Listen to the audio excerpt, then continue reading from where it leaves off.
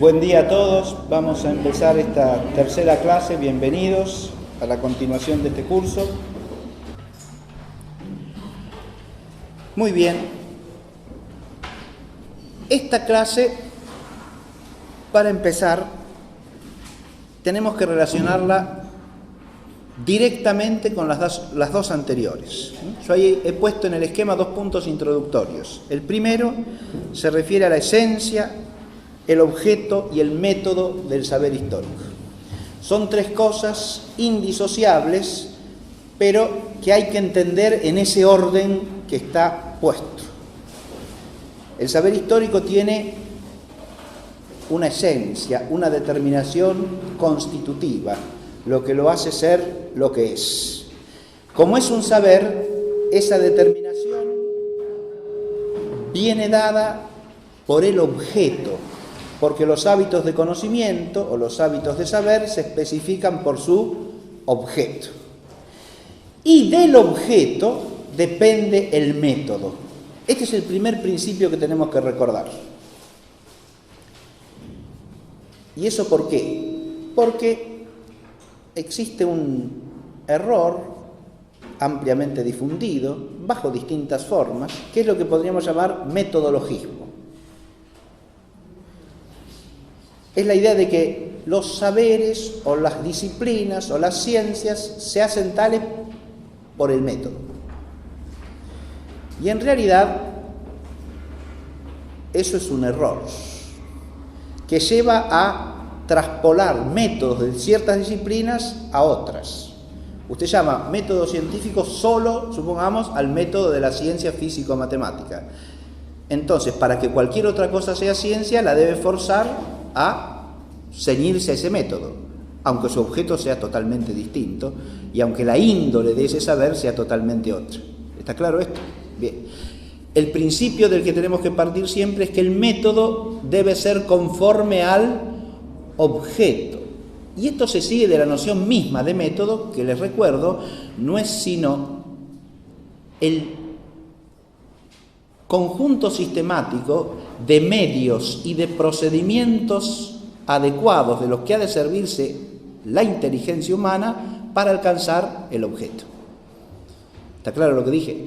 Es un conjunto de medios, de procedimientos, de instrumentos de los que ha de servirse la inteligencia para alcanzar su objeto propio. En este caso, el objeto propio de la historia del que hemos hablado en la clase pasada.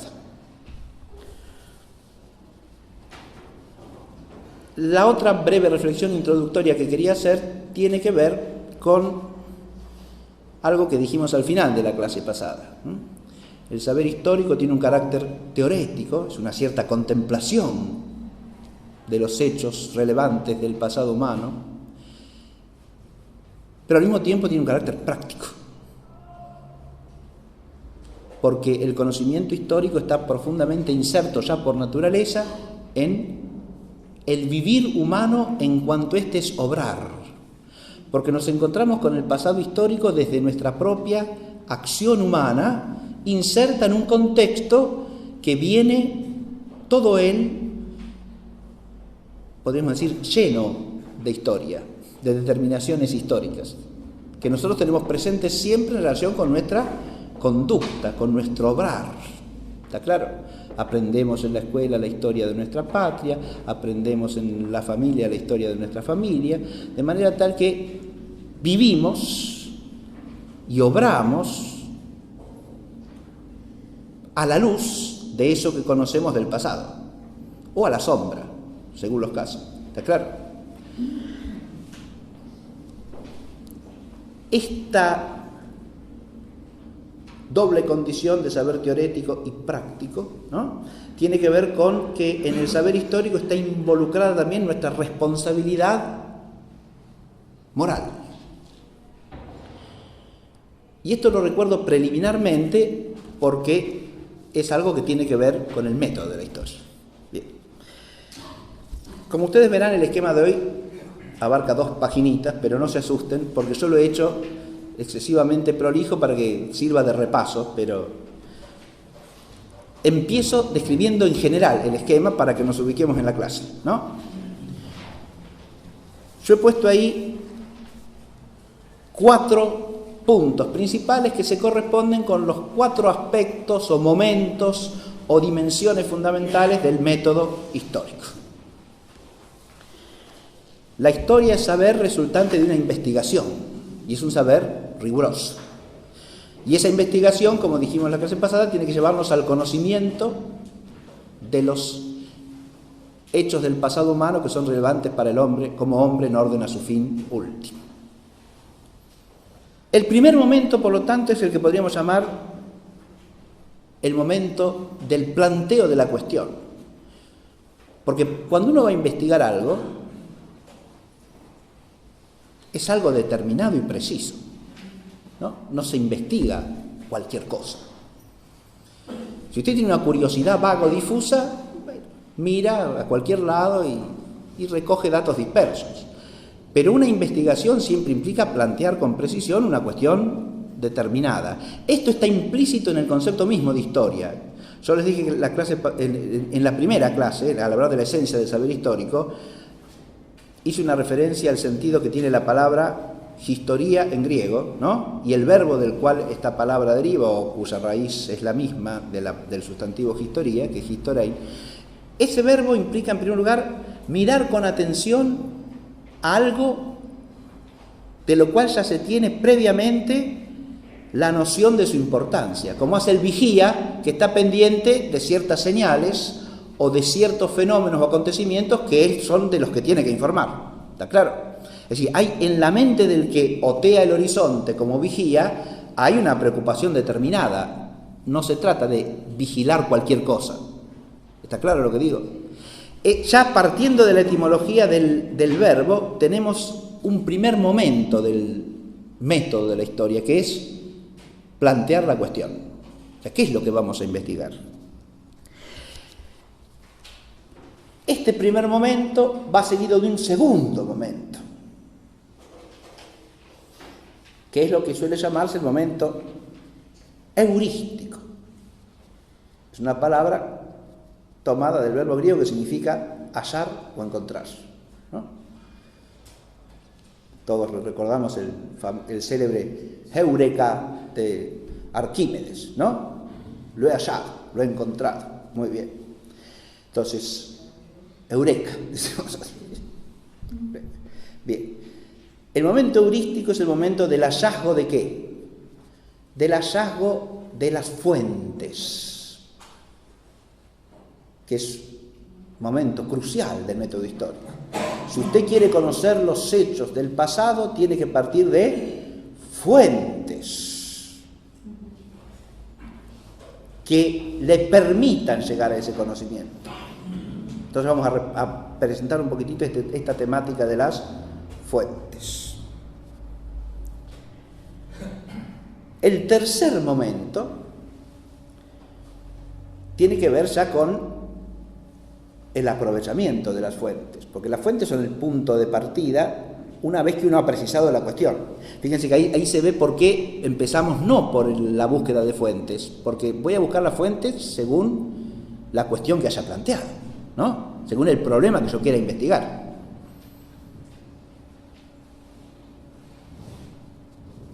Yo me planteo una cuestión, hay cuestiones de distintos tipos, ahora lo vamos a ver, ¿no? Pero si me planteo una cuestión fáctica, ¿qué pasó en la llamada Semana de Mayo de 1810?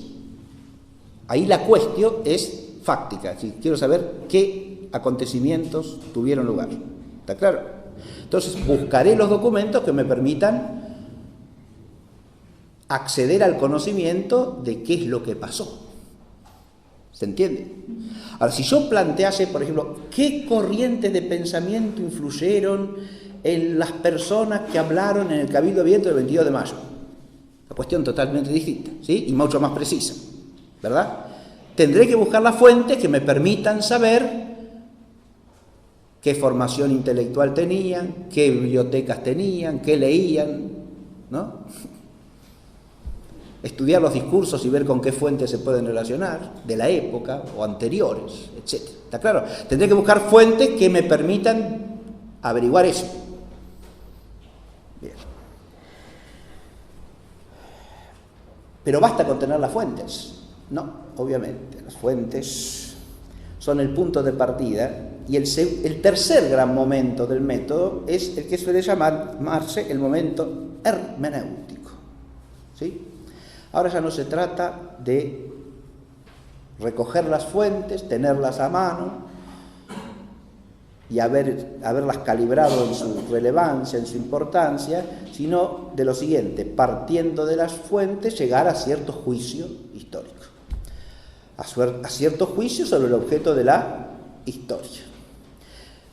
La palabra hermenéutica la tomamos acá en su sentido originario, clásico. Es una palabra que se usa ampliamente en el griego clásico, ¿no? El segundo libro del órgano de Aristóteles se llama Perihermeneias, ¿sí? Que suele traducirse, según la fórmula latina, sobre la interpretación. Lo que quiero decir con esto es que cuando hablamos aquí de hermenéutica no estamos indicando precisamente el método hermenéutico según la concepción de determinada escuela. Por ejemplo, una de las corrientes acerca del objeto histórico, del objeto de la historia que yo mencioné, o de la índole de la historia también, que mencioné en la primera clase, es la escuela que podemos llamar de las ciencias del espíritu o de las ciencias de la cultura, ¿no? Dilthey sostiene que, a diferencia del método de las ciencias naturales, que es un método explicativo, la historia tiene un método hermenéutico. ¿Está claro? No estoy hablando de hermenéutica en ese sentido preciso acá, hago la aclaración, sino en su sentido clásico, que viene a significar la instancia del juicio. En el Perihermeneias, Aristóteles trata en las categorías de lo que sería el concepto, ¿no? Mientras que en el Perihermeneias se ocupa del juicio, básicamente. Porque hermeneia en griego, ¿qué significa? Tiene primero el significado de exposición o declaración. Pero cuando usted expone o declara algo, ¿qué está haciendo? Lógicamente hablando. Y un juicio. ¿Está claro? Si yo expongo o declaro una cosa, lo que hago es un juicio. ¿Se entiende? De ahí derivan los otros significados. ¿Sí? Fíjense que tiene hermenéutica la raíz de Hermes, ¿no? Hermes es para los griegos el dios de la elocuencia y por eso también es el intérprete de los mensajes que los dioses del Olimpo quieren llevar a los hombres, ¿no? Es el que los interpreta, no en el sentido de que les da un sentido que se le ocurre a él, es el intérprete en el sentido que los declara adecuadamente para que los otros los entiendan, ¿sí? Tiene la elocuencia suficiente para decir las cosas de manera que sean inteligibles. ¿Está claro? Muy bien. ¿Qué hace este momento hermenéutico? Pone los juicios. Si no hay juicio histórico, no hay conocimiento ni saber histórico. ¿Está claro? En los juicios podrán tener distinto alcance, podrán ser juicios ciertos, podrán ser juicios probables, opinables. Eso el historiador tiene que decirlo con suficiente claridad para que se note cuándo tiene fundamento suficiente para afirmar algo como cierto y cuándo está afirmando algo que es meramente probable o es una mera conjetura, ¿verdad? Hay juicios de distinto tipo. Pero además, si ustedes miran el esquema, yo he distinguido tres instancias del propio juicio, o sea, dentro del momento hermenéutico hay tres momentos distintos.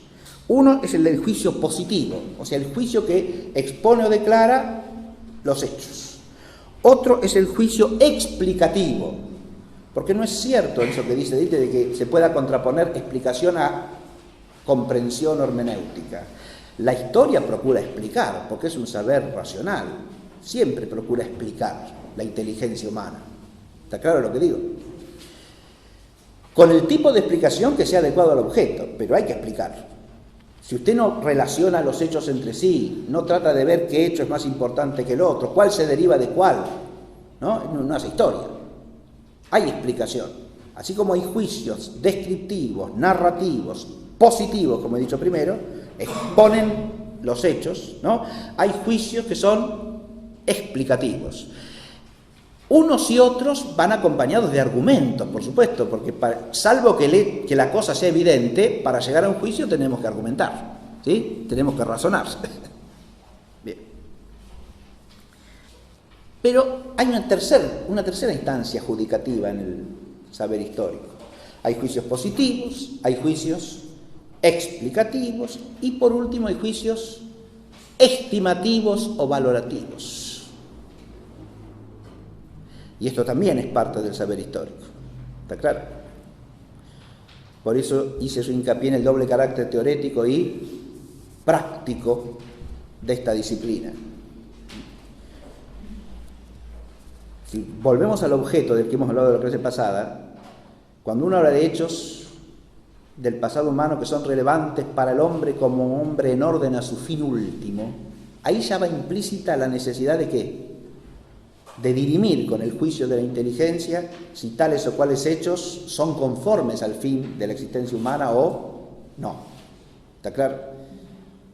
Eso lo puede decir explícita o implícitamente el que hace historia, pero es parte de su responsabilidad. Sin esto, la historia no alcanza nunca esa dimensión de magistra vitae que vimos que Cicerón le otorga en ese pasaje que leímos en la primera clase, ¿no? Pero hay un cuarto y último momento que tener en cuenta en el método, ¿sí? Hemos partido del planteo de la cuestión, después el hallazgo de las fuentes, luego el juicio histórico en sus tres instancias de juicio positivo, explicativo y estimativo, y por último la síntesis. La síntesis histórica, ¿qué quiere decir? Hemos estudiado una cuestión precisa, pero esa cuestión es nada más que una partecita de la realidad. Y es claro para la inteligencia humana que si uno trata de entender una parte, de alguna manera la tiene que integrar en algún todo. ¿Se ve? Pero acá el todo es un todo complejísimo. Porque fíjense que los todos en que podemos sintetizar el estudio de una cuestión histórica son de muy distinto alcance.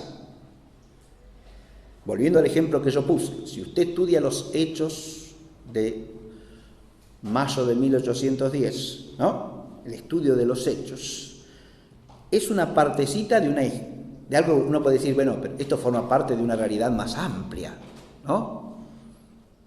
Esos acontecimientos acontecen en qué ámbito histórico.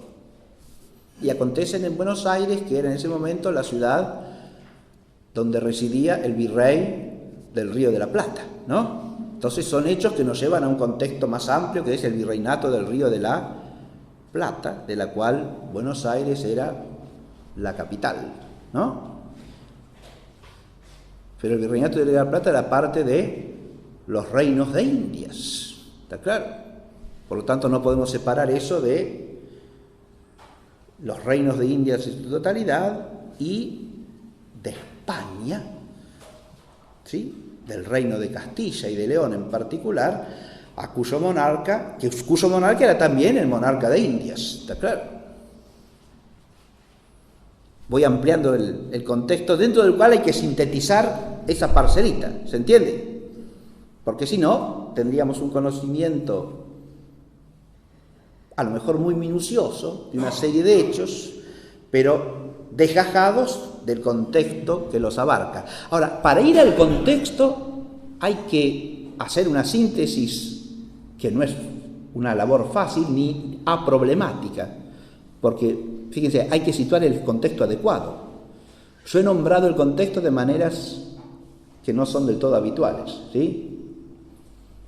Por ejemplo, entonces el concepto que uno tiene del contexto, ¿sí? Es algo que ya indica si está haciendo síntesis histórica, o sea, partiendo de las fuentes y de los juicios objetivos que surgen de la fuente, o está haciendo una síntesis en el aire, o sea, sin fundamento objetivo. ¿Se entiende?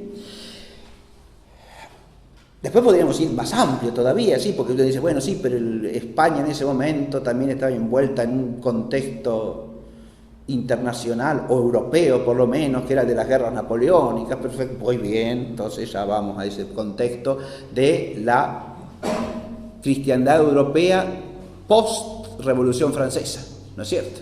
Bajo el imperio de Napoleón. y con las guerras, la continuidad de las guerras revolucionarias, que son las guerras napoleónicas. Bien. Sí, bueno, pero también está el contexto. Si nosotros en la escuela primaria estudiamos eso, los antecedentes de la Revolución de Mayo nos decían la Revolución Francesa, la independencia norteamericana. La independencia norteamericana también viene a ser otro contexto, ya nos lleva al Reino Unido de la Gran Bretaña, a sus colonias de la América del Norte, etc.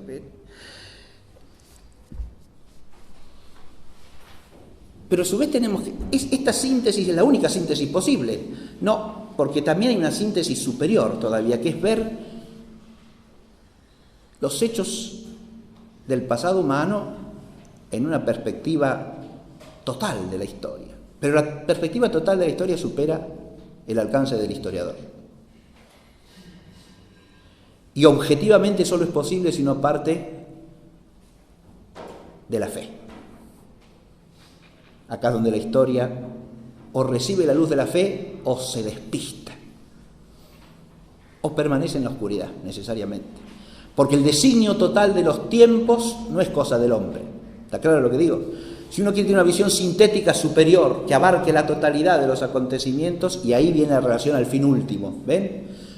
O lo mira desde la fe, o no lo mira, o pone un sucedáneo de la fe ilegítimo. ¿Está claro? Una visión de la totalidad del tiempo histórico, presuntamente humana, que es esencialmente imposible, pero que uno postula a pesar de la imposibilidad.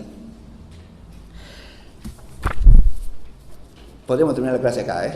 ¿Sí? Ya les expliqué todo el esquema. Ya está. Bien. Pero vamos a decir alguna cosita más, ¿sí? Ahora tendremos que entrar en cada uno de estos 4 momentos, ¿sí? Para profundizar un poco.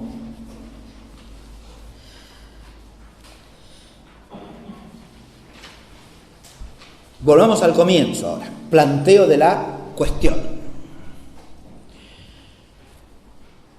Un primer punto que hay que tener en cuenta de manera fundamental aquí es que el planteo de una cuestión historiográfica o una cuestión por el historiador presupone siempre el conocimiento o el saber histórico vulgar y más profundamente el ser histórico de los hombres. Este es el punto de partida, digamos así. Una cuestión historiográfica no es una cuestión académica que se le ocurre a alguien para hacer una tesis y tener una licenciatura o un doctorado. ¿Está claro lo que digo? Eso existe también. Pero eso no es una cuestión histórica en sentido propio, salvo que engarce con todo lo que yo dije antes. ¿Se entiende? Las cuestiones históricas no son una cuestión académica, esto es lo que estoy diciendo. Son una cuestión vital para el hombre. Porque tienen su raíz primera en el ser histórico del hombre.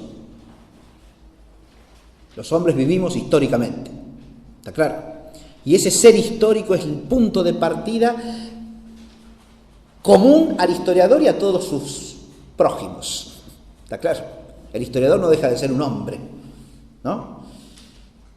Antes que ser historiador, es hombre, ¿no? Y para el historiador vale lo mismo que decía Balmes para el filósofo, ¿no? Si para ser lo que hoy día llaman filósofo tengo que dejar de ser hombre, prefiero seguir siendo hombre y que nadie me llame filósofo, ¿no? El historiador lo mismo. Tiene que ser primero un hombre, un ser humano, ¿no? Y eso, había una frase que solía usar Monseñor Ruta, la difícil tarea de ser hombre, ¿no? La ardua tarea de ser hombre, ¿no? Y es una tarea ardua, claro, ¿sí? No deshumanizarse, digamos así, no perder de vista que uno es un ser humano. Y eso, acá el historiador arraiga en el ser histórico y forma parte de una tradición histórica, de un pueblo histórico. Tiene una identidad histórica, él mismo, ¿está claro? Es de ahí donde parte su inquietud histórica, no de su oficio de historiador, ¿está claro? Su oficio de historiador será una profundización, una vigorización, un perfeccionamiento de esa inquietud, ¿no? Y un cultivo sistemático de la disciplina que puede responder a esas inquietudes con la mayor objetividad asequible para la inteligencia racional humana, ¿está claro? Pero tiene que arraigar allí. Y arraiga siempre en un conocimiento histórico vulgar, siempre. Ese conocimiento lo puede mejorar, lo puede perfeccionar, hasta lo puede corregir. Es su oficio y es su obligación, si partiendo del estudio riguroso de las fuentes encuentra que la versión vulgar es incorrecta, ¿no? Lo dice Tucídides al comienzo de la historia de la guerra del Peloponeso cuando hace consideraciones generales sobre lo que es la historia, ¿no? Muchas veces, dice, el conocimiento vulgar acerca de los hechos es inexacto, aun cuando sean hechos bastante recientes de Tucídides, y da ejemplos de la historia de Atenas, ¿no? Los atenienses dicen que pasó esto, y en realidad esa versión corriente no es exacta, no pasó exactamente eso que dicen que pasó. ¿Está claro? Bien. Entonces, el historiador parte de un conocimiento histórico vulgar que puede ser más o menos fiel a la realidad, ¿sí? De ahí parte, y necesariamente parte de ahí, porque el historiador no es alguien ajeno a la corriente vital de la historia que, como un paracaidista, viene acá y dice, no, voy a buscar las fuentes, no, sino que él tiene ya un conocimiento anterior, como cualquier ser humano en la vida social, de hechos del pasado de su pueblo, del pasado de los hombres en general, y de ahí es que arranca, ese es su punto de partida.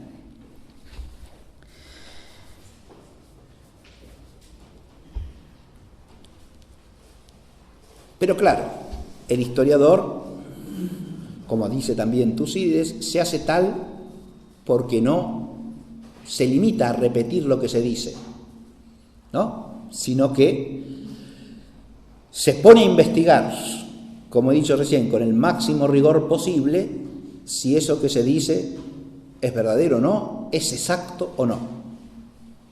Son dos instancias distintas. Eso lo vamos a aclarar en la clase sobre la verdad histórica. Pero Tucídides ahí dejan claro que hay lo que podríamos llamar una verdad fundamental del hecho, ¿sí? Pasó esto, en ese pasó esto puede que haya alguna fallita, pero no está mal, básicamente pasó eso, ¿sí? Y el historiador lo ajusta y precisa, ¿no? Y llega a una verdad exacta. No una verdad fundamental o básica, sino una verdad exacta. Pero a veces el hecho tal como circula es lisa y llanamente inexistente. ¿Está claro? Entonces ya no hay ni verdad fundamental en lo que se dice. Ahora, la corrección del historiador pasa a ser más drástica, ¿no? Lo que circula no es verdad. Se advierte. Eso no pasó. No fue así. Pasó esto otro, pero no eso que se dice que pasó. ¿Se advierte? Bien. ¿Eso puede pasar? Pues pasa muchas veces, lógico. ¿Sí? ¿Por qué? Y porque el conocimiento histórico vulgar, como todo conocimiento humano, está expuesto al error, ¿no? Pero tiene, a su vez, ocasiones o motivaciones de error propias. A veces los hombres no queremos que haya pasado cierta cosa y hacemos como que no pasó, ¿no? O queremos que haya pasado algo que nos conviene que haya pasado y lo hacemos pasar aunque no pasase. ¿Se ve? Es decir, hay motivaciones, hay voluntades a veces detrás de decir, pasó esto. Insisto, aunque no haya pasado. Es un saber que está expuesto no solo a errores involuntarios, sino incluso hasta tergiversaciones deliberadas. ¿Se entiende esto? En eso se distingue la historia de otros tipos de saber. Precisamente por el compromiso profundamente moral y las consecuencias que tiene en el presente el saber histórico, ¿no? Es un saber altamente interesado. ¿Se entiende lo que digo? Y puede dar lugar no solo a errores involuntarios, que pueden ser ajenos o no a esos intereses, sino también a errores deliberados, insisto. A macaneo. Lógico. Ahí es donde la tarea del historiador se hace necesaria, imprescindible. Pero entonces el historiador tiene que estar provisto no solo de cualidades intelectuales que le permitan llegar con rigor a los hechos, sino también de cualidades morales que le permitan superar por lo menos los intereses en cuanto distorsivos de los hechos. ¿Está claro? No le podremos pedir de ninguna manera que juzgue ajenamente a lo que le interesa, ¿no? Pero sí tenemos el derecho de pedirle que no tergiverse los hechos según sus intereses. Si no, ya deja de ser historiador. Pasará a ser un publicitario, un panfletista, un sofista de la historia, pero no un historiador.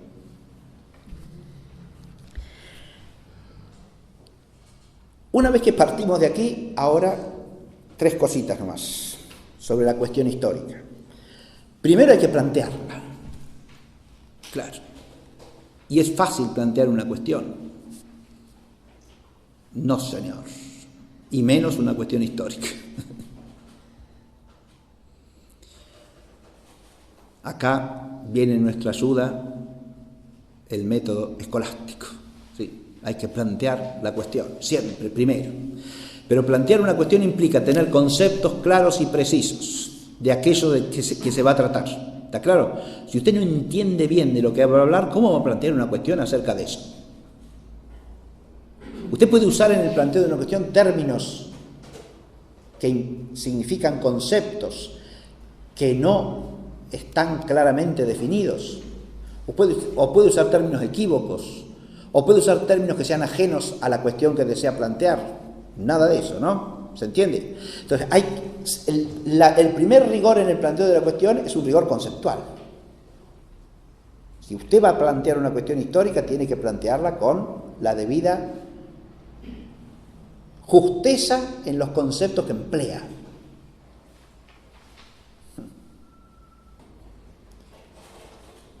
Pongo un ejemplo sencillo de esto, ¿no?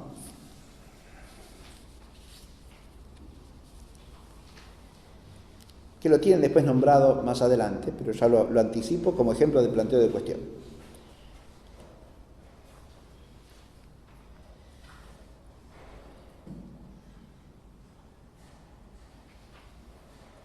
En muchos manuales de historia, no solo de enseñanza elemental, sino incluso de nivel universitario, ustedes pueden encontrar, recordarán, en el fines del siglo XI, comienzo del siglo XI, lo que se da a llamar la querella de las investiduras. Querella de las investiduras.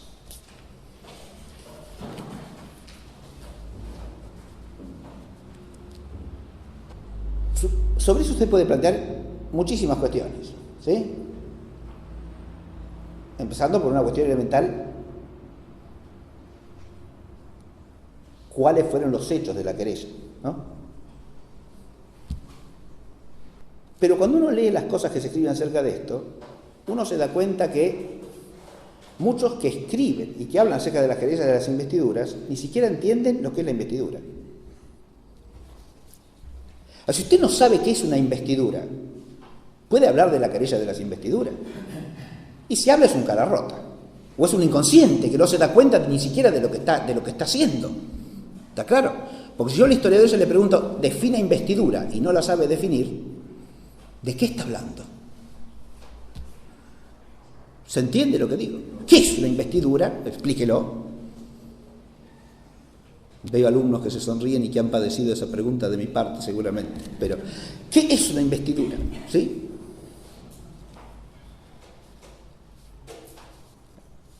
Si usted no sabe lo que es la institución beneficial y el feudo como desarrollo de la institución beneficial, y no sabe lo que es la investidura, ¿cómo hablar de la querella de las investiduras? O incluso plantear problemas. ¿Por qué se produjo la querella de las investiduras? Usted va a tratar de la causa sin saber de qué se trata. ¿Está claro lo que digo? O el Cabildo Abierto del 22 de mayo, que dice, otro ejemplo que yo dije. Yo los últimos años que daba materias históricas, solía al comienzo, en la introducción, hacer esta pregunta. Ustedes habrán oído hablar del Cabildo Abierto del 22 de mayo, pero ¿qué es un cabildo abierto? ¿Qué eran los cabildos?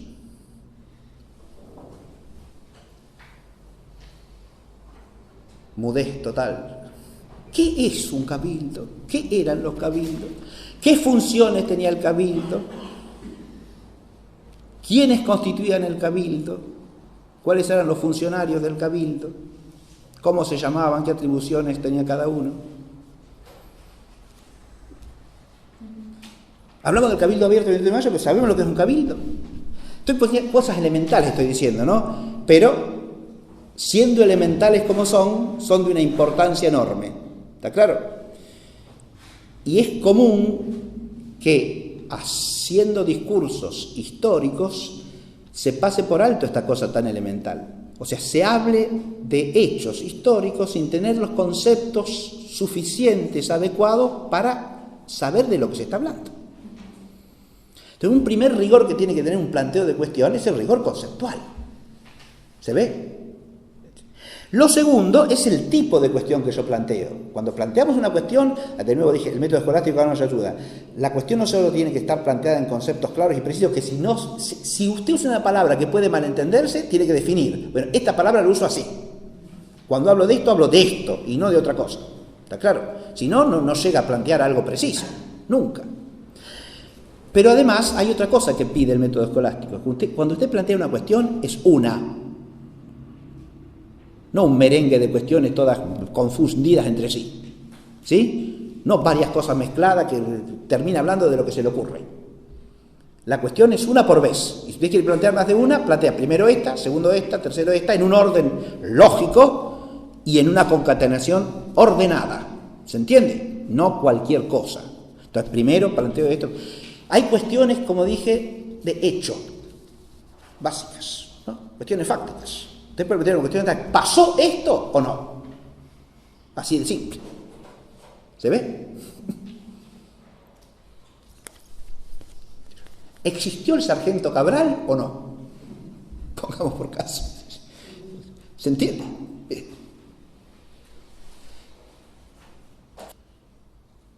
Tiene una cuestión de hecho, una cuestión fáctica.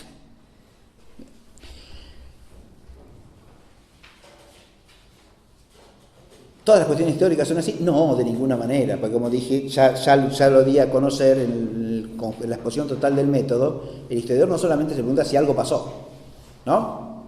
Se puede preguntar también por qué pasó o no. Claro, se puede plantear una cuestión ya de causa, ¿no? Una cuestión de fundamento, una cuestión acerca del por qué. Bien. Puede plantear una cuestión acerca de los fines también o no. ¿Para qué fulanito hizo esto? ¿No? Uno se puede preguntar si hubo cabildo abierto el 22 de mayo o no. ¿Está claro? Más precisamente se puede preguntar, ¿el cabildo abierto del 22 de mayo fue de hecho, se realizó conforme a lo que exigía la ley o no, por ejemplo? ¿No? ¿Hubo alguna anomalía o fue perfectamente legítimo? Entonces usted ya plantea una cuestión de facto más precisa. Pero también se puede preguntar ¿por qué se convocó el cabildo abierto? Ese por qué es complejísimo a su vez también. ¿Se entiende? ¿Por qué? ¿Cuáles fueron las causas? Una puede ser la causa alegada, ¿no? Que constará en los documentos. Pues si usted convoca cabildo abierto, tiene que ver, por esta razón se convoca el cabildo abierto. No se convoca el cabildo abierto sin motivo. ¿Se entiende? Ahora usted puede plantearse, ¿la causa alegada es la causa real o no? ¿Se entiende? Hay otras causas, a más de la causa alegada. Bien. Y usted se pregunta, ¿para qué? ¿Eh? O sea, ¿con qué fin? En el caso de la historia, una cosa y la otra no son lo mismo. Y no, ¿está claro? Sí puede ser que el fin que persigue algún actor sea la causa que motiva el acontecimiento. ¿Se ve o no? Pero una cosa es preguntarse desde el punto de vista de la explicación de por qué y otra preguntarse por el fin que perseguía este o aquel al momento de hacer tal o cual cosa, ¿no? Entonces hay cuestiones de causalidad, primero fácticas, después cuestiones de causalidad eficiente, de causalidad final, ¿no? Hay distintos tipos de cuestiones. Cuestiones generales, cuestiones particulares, cuestiones precisivas. Bien. Las cuestiones también se podrían clasificar materialmente, ¿no? Te puede plantear una cuestión de tal tipo material, o sea, una cuestión acerca de los hechos políticos o jurídico-políticos de mayo de 1810, o como dije hace un rato, acerca de los trasfondos ideológicos. ¿Está claro? Estamos viendo en dos planos materialmente distintos, son dos tipos de contenido histórico. ¿Los dos hacen el hecho histórico o no? Y evidentemente, porque esa gente que actúa tiene un pensamiento o no. Se mueve en un marco jurídico institucional. Entonces usted puede estudiar el acontecimiento en una perspectiva jurídico-política, jurídico-institucional. ¿Se ve? Pero al mismo tiempo tiene un pensamiento acerca de la totalidad de la realidad, acerca de lo político, ¿no? Y ese pensamiento tiene unos determinados orígenes, una determinada formación, unas determinadas características, ¿no? No es lo mismo estudiar el hecho jurídico-político que estudiar el hecho ideológico-político, eso quiere decir, ¿no? Materialmente son tipos de cuestiones distintas. Si usted confunde una cosa y la otra, es que no tiene un análisis del hecho suficiente, ¿no? No lo analiza en sus distintas dimensiones. ¿Se advierte? Uno puede plantearse también si hay algún elemento económico en el hecho, o detrás del hecho, ¿no? O algún interés, para decirlo más en mejor lenguaje, un interés crematístico, ¿sí? Si hay algún negocio involucrado, o de algunos, o de alguien, o no. ¿Está claro? Y hasta dónde eso tiene injerencia en la cuestión, o no. ¿Se ve? En mayo de 1810 suele hablarse como de parte crematísticamente interesada de los mercaderes de Buenos Aires que querían el libre comercio, ¿no es cierto? Pleno. Bien. Eso puede ser parte del hecho. Y hay que ver, es parte fundamental, es parte accesoria. Ahí viene, ver, esa cuestión no llega a dirimirse hasta que llega el juicio, ¿no? Para llegar a hacer un juicio tendré primero que reunir las fuentes, estudiar el proceso histórico, los hechos, con precisión y ver si eso tiene injerencia o no en el desarrollo de los acontecimientos y hasta dónde. ¿Se advierte? Bien. Si yo ya tengo la respuesta de antemano, no hago investigación histórica, ¿no? Si yo pienso de manera económico-materialista que todos los acontecimientos históricos no son más que el resultado de procesos económicos, ¿sí? Ya no tengo cuestión histórica ahí, ya sé que es así, ¿no? Ya está. Si pasó algo es porque detrás hay un proceso económico, ¿no? ¿Se entiende? Muy bien. Puse ahí una expresión que quería comentar brevemente, que es la del marco teórico, ¿no? Todo planteo en orden de investigación, planteo una cuestión, tiene que tener un marco teórico, suele decirse. ¿Está claro? Eso hasta cierto punto es una obviedad, ¿sí? Siempre y cuando, y es correcto, siempre y cuando marco teórico, ¿qué signifique? Lo que venimos diciendo hasta aquí, ¿no?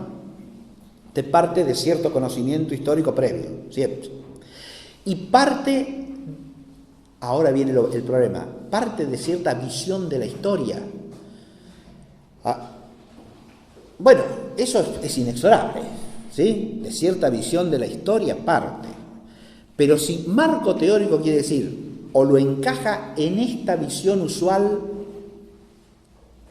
y entonces su investigación es científica, o no, ahí ya marco teórico es nada más que una excusa para imponer cierta ideología.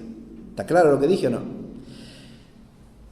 El marco teórico como seriedad conceptual, rigor desde el cual se plantea la cuestión en relación con los hechos que se van a investigar, todo eso está muy bien, ¿se entiende? Rigor teórico, marco teórico también en cuanto usted presupone cierta metodología que ha de aplicar, por supuesto. Está bien. Pero insisto, si la expresión marco teórico se lleva al plano de imponer cierta metodología que tiene detrás una cierta ideología acerca de lo que es la historia, y que si no es así, entonces la investigación no es científica, eso ya es un abuso. ¿Está claro lo que digo? Cosa que hoy día suele pasar. ¿Está claro?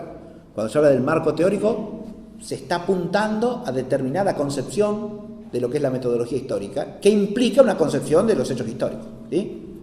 O usted usa un marco teórico que proceda de tal escuela o corriente, o está fuera de la ciencia. Eso lo dije en la primera clase, ¿está claro?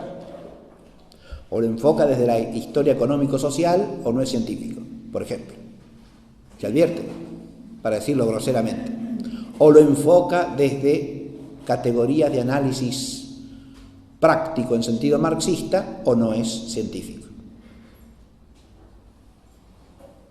Cuando marco teórico pasa a significar eso, entonces marco teórico es una trampa. ¿Se ve?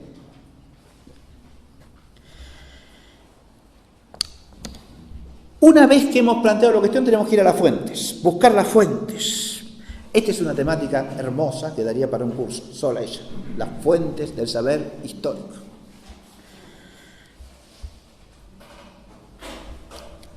La palabra fuente acá significa lo que siempre, ¿no? Cuando hablamos de conocimiento. Es una metáfora, obviamente, para significar ¿qué cosa? El lugar donde nosotros tenemos que ir a recoger el agua. Es decir, en la fuente bebemos aquello que nos permite vivir, ¿no? En este caso, la inteligencia histórica ¿de qué vive? Y de los datos acerca del pasado, ¿no? Y las fuentes no son sino los lugares donde tiene que ir a buscar esos datos. ¿Se ve? Vamos a repasar brevemente algunas distinciones sobre las fuentes, ¿no? Una primera es la que se hace entre fuentes formales y fuentes materiales. Esta es muy sencilla de entender y muy importante también. Las fuentes formales están siempre asociadas a la palabra humana, al lenguaje, que es el medio universal y primario de comunicación entre los seres humanos, ¿no? Fíjense ustedes que si nosotros queremos conocer hechos humanos del pasado, como dije en la clase sobre la índole del saber histórico, dependemos de que otros nos los cuenten o no. Y claro, son hechos del pasado humano, ¿o no? Entonces la relación, si no es entre seres humanos, no garantiza que lleguemos a los hechos. ¿Está claro lo que digo? Eso es importante entenderlo porque el histórico es saber interpersonal. ¿Está claro? Como es saber por fe humana, es saber que se juega en la relación entre personas. ¿Y cuál es el medio de comunicación primario entre las personas? Y la palabra. El logos, diría el griego, ¿no? La palabra, que llega de unos a otros, por escrito u oralmente. ¿Está claro? Entonces, ¿de qué hablamos cuando hablamos de fuentes formales? De cualquier texto que nos informe acerca del pasado o de cualquier discurso que nos informe acerca del pasado, de cualquier palabra que nos remita al pasado. Para decir, sea transmitida por vía escrita, sea transmitida por vía oral. ¿Se entiende?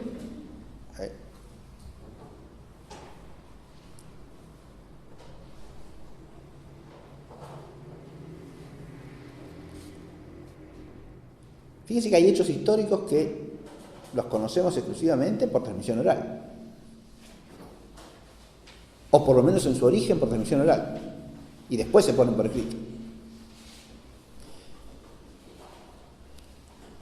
Nosotros, como tenemos desde hace unos cuantos siglos, aunque no tantos, la cultura del papel y de la escritura, pensamos que si no está escrito no hay que prestarle crédito, ¿no? Pero la palabra oralmente transmitida es la forma primaria de la palabra, ¿eh? El escrito es una forma secundaria. ¿Se entiende? Por supuesto que esa forma secundaria tiene una importancia enorme para el historiador. ¿Por qué? Y porque la palabra oral, ¿cómo queda? ¿Cómo permanece? En cambio, la palabra escrita tiene un soporte material que la hace transcurrir a través del tiempo, ¿no? Mientras ese soporte se conserve. ¿Está claro? Nosotros no podemos ir a preguntarle al faraón Ramsés II qué pasó en la batalla de Kadesh, pero podemos leer las inscripciones que mandó poner, ¿sí? ¿Está claro? Pero esa las mandó poner él, ¿está claro? O sea que no es que ganamos ahí porque está escrito, es seguro, ¿no? ¿Se entiende? En cambio, si es oral, no es fiable. No. La estimación de las dos cosas es básicamente la misma, ¿se entiende? ¿No? Hay que estimar la fiabilidad del testigo y la fiabilidad de su testimonio con los criterios de razonabilidad adecuados, sea el testimonio escrito, sea el testimonio oral, ¿no? Tucídides en la historia de la guerra del Peloponeso, por ejemplo, nos refiere, además de hechos, discursos, ¿sí? A veces largos discursos. Y él lo aclara desde el comienzo: los discursos no los transcribo literalmente como fueron pronunciados. Claro, imposible. Los griegos no hacían transcripciones taquigráficas de los discursos en la asamblea, ¿me entiendes? Entonces alguien que lo oyó se acordaba de lo que dijo fulanito. Entonces, o Tucídides mismo lo había oído si era en Atenas, ¿se entiende? Entonces dice, bueno, acá Pericles dijo esto y esto y esto y esto. Bien. Él nos aclara de entrada: he tratado de ser lo más preciso y fiel posible en los discursos, pero no se entienda que fueron pronunciados exactamente con esas palabras que yo pongo, porque claro, tendría que haberse acordado, o los tendría que tener grabados, como hacemos ahora, ¿no? Es imposible, Tucídides pobre no tenía eso, o un registro taquigráfico, que insisto, los griegos no hacían, y la otra es la memoria, ¿o no? Y bueno, sí. Pero para eso tienen que tener una memoria entrenada a oír, ¿no? En eso, así como no tenían estos recursos técnicos que tenemos nosotros, el oído de ellos era unido a la memoria mucho más fiel que el nuestro, porque dependían de eso para acordarse de las cosas. Entonces tenían un hábito de memoria auditiva mucho mayor, ¿no? ¿Y qué son las fuentes materiales? Las fuentes formales tienen que ver con la palabra. Entonces, toda clase de documento, toda clase de escrito, toda clase de inscripción. Dije 3 cosas distintas, ¿no? Escritos, documentos, inscripciones. Ahora voy a aclarar un poquitito. Todo eso son fuentes o discursos orales que nos refieren los hechos.